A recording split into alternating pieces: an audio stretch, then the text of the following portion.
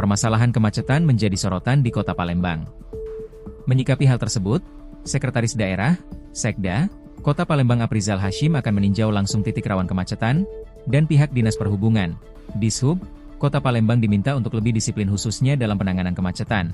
Lantaran kehadiran petugas Dishub dalam menangani kemacetan membuat masyarakat menjadi lebih nyaman.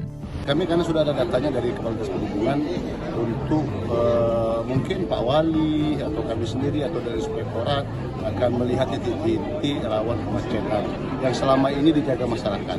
Karena seluruh kami tekankan bahwa kehadiran Dinas Perhubungan itu menjadi penilaian masyarakat.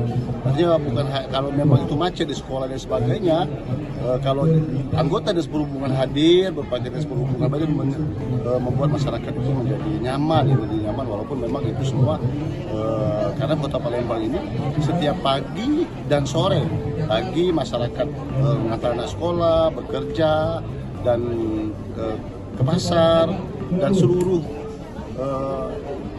masyarakat yang ada di kabupaten kota tetangga, yang bukan hanya di Kota Palembang, tumpang yang ada di Kota Palembang setiap pagi dan sore hari.